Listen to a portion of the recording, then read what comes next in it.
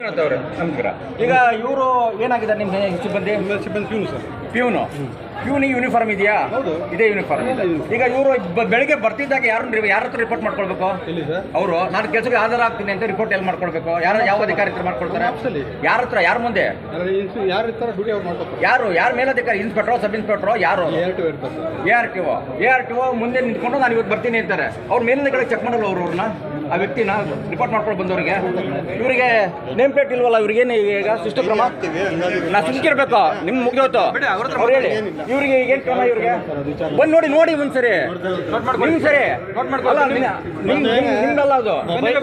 ಮಂಜುನಾಥ್ ಅವರೇ, ಇನ್ಸ್ಪೆಕ್ಟರ್ ಮಂಜುನಾಥ್ ಅವರೇ, ಇವರು ನೇಮ್ ಪ್ಲೇಟ್ ಹಾಕೊಳ್ತಿರೋದು ವಸ್ತ್ರ ಸಂಹಿತೆ ಉಲ್ಲಂಘನೆ, ಡ್ರೆಸ್ ಕೋಡ್ ವೈಲೇಷನ್. ನಿಮಗೆ ಸಂಬಂಧ ಇಲ್ವಾ? ಈಗ ನಿಮಗೆ ಸಂಬಂಧ ಇಲ್ಲ, ನೀವು ಅವ್ರು ರಿಪೋರ್ಟ್ ಕೊಡ್ಬೇಕಲ್ವ? ಈಗ ಯಾರು ಮೇಲಾಧಿಕಾರಿ? ಅವ್ರಿಗೇನೇ ಹೇಳಿ, ಅವರು ಜನರಿಗೆ ಗೊತ್ತಾಗ್ತಾ ಇದೆ ಅವ್ರು ಹೆಚ್ಚಿನಾಗಿ ಹೇಳ್ತವ್ರೆ ಅಂತ. ನೀವು ಅವ್ರನ್ನ ತಲೆ ಕೆಚ್ಕೊಂಡ್ರೆ ಏನಾಗಲ್ಲ, ಅವ್ರು ಬಂಡವಾಳ ಬಯಲಾಗ್ತಾ ಇದೆ. ನಿಮ್ದೇನು ಪ್ರಶ್ನೆ ಇದೆ ಕೇಳಿ. ಮೊಬೈಲ್ ಯಾಕೆ ಒಳಗಡೆ ಇಟ್ಕೊಂಡು ಬರಕ್ ಬಿಡಲ್ಲ? ಚಾಲಕರದು ಮೊಬೈಲ್ನ ಒಳಗಡೆಗೆ ಎಂಟ್ರಿ ಕೊಡಲ್ಲ ಅಂತ ಯಾಕೆ?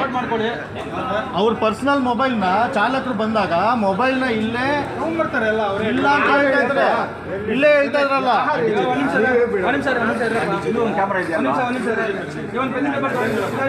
ನಮ್ದೇ ಒಂದು ಇಲ್ಲಿ ಏನೇನು ನ್ಯೂನತೆಗಳಿದ್ದಾವೆ ಅನ್ನೋದನ್ನ ಪಟ್ಟಿ ಬರಿತೀವಿ. ಈಗ ನಿಮ್ಮನ್ನ ಕೇಳ್ತಾ ಬರಿತಾ ಹೋಗ್ತೀವಿ. ಆ ಬರೆದು ನಿಮಗೆ ಮನವಿ ರೂಪದಲ್ಲಿ ಇವತ್ತು ಕೊಡ್ತಾ ಇದ್ದೀವಿ. ಅಮೂಲಾಗ್ರವಾಗಿ ಮಂಜುನಾಥ್ ಅವರೇ, ನಿಮಗೆ ನಿಮ್ಮ ಕುಟುಂಬದವರಿಗೆ ರಾಜ್ಯಕ್ಕೆ ಮರ್ಯಾದೆ ಬರೋ ರೀತಿಯಲ್ಲಿ ನಡ್ಕೊಂಡು ಅದು ರಿಫಾರ್ಮ್ಸ್ ಮಾಡಬೇಕು. ಇದ್ದಾಗ ನಾವು ನಿಮಗೆ ಇದನ್ನ ಘನತೆಯಿಂದ ಗೌರವದಿಂದ ಮನವಿ ರೂಪದಲ್ಲಿ ಕೊಡ್ತಾ ಇದ್ದೀವಿ. ಇವತ್ತು ಒಂದು ನಿಮ್ದು ಏನು ಕ್ಯಾಬಿನ್ ಇದೆ, ಕ್ಯಾಬಿನ್ನ ಹೇಗೆ ಟ್ರಾಫಿಕ್ ಪೊಲೀಸರು ಹೇಗೆ ಸಾರ್ವಜನಿಕವಾಗಿ ಬಾಡಿ ಕ್ಯಾಮ್ರಾ ಇಟ್ಕೊಂಡು ತಪಾಸಣೆ ಮಾಡ್ತಾರೆ, ಆ ರೀತಿಯಾಗಿ ಆಗಬೇಕು ಸರ್. ನಿಮ್ದು ಈ ತರಕ್ಕೆ ಇಲ್ಲಿ ಇವ್ರನ್ನ ಇಟ್ಕೊಂಡು ಗುಂಡಾಗಳ ತರಕ್ಕೆ ಇರುವಂತವ್ರನ್ನ, ಬೌನ್ಸರ್ಗಳನ್ನ ಇಟ್ಕೊಂಡು ಡ್ರೈವರ್ಗಳನ್ನ ಒಳಗಡೆ ನಮ್ಗೆ ಅನಿಸ್ತಾ ಇದೆ ಸರ್. ನಮ್ಗಂತ ನಾನು ಹೇಳ್ತೀನಿ ಸರ್, ನಮಗೆ ಏನು ಅನಿಸ್ತಾ ಇದೆ ಅದನ್ನ ಹೇಳ್ತಾ ಇದ್ದೀವಿ. ನಮ್ಮ ಗಮನಕ್ಕೆ ಬಂದಿದೆ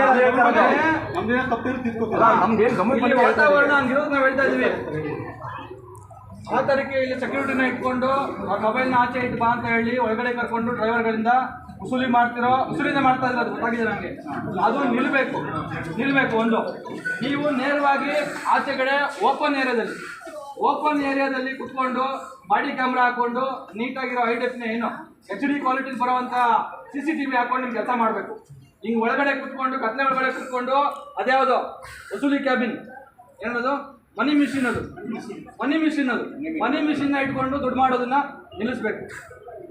ಮತ್ತು ಬಂದವ್ರಿಗೆ ಬೇಸಿಕ್ ಆಗಿ ನಿಮ್ಮ ಇದ್ರ ಮೇಲೆ ಆರೋಪ ಇರುವಂಥದ್ದು, ಕೆಲವೊಬ್ಬರು ಖಾಸಗಿ ಗೂಂಡಾಗಳನ್ನ ಇಲ್ಲಿ ಇಟ್ಕೊಂಡು ಓಡಾಡಿಸ್ಕೊಂಡು ಸಾಕೊಂಡು ನೀವು ಇಲ್ಲಿ ವಸೂಲಿ ಮಾಡ್ತಾ ಇದ್ದೀರಾ ಅಂತ ಆರೋಪ ಇದೆ.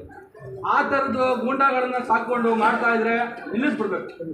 ನೀವು ಹಂಗೆ ಹೇಳ್ತಾ ಇದ್ರಿ ಇಲ್ಲ ಅಂತ ಸರ್. ಈಗ ನನ್ನ ಮೊಬೈಲ್ ನಿಮ್ಮ ಕಚೇರಿ ಮುಂಭಾಗದಲ್ಲಿ ಹೊಡೆದಾಕೋದು, ವಿತ್ ವಿಡಿಯೋದಲ್ಲಿ ಹೊಡೆದಾಕೋದು.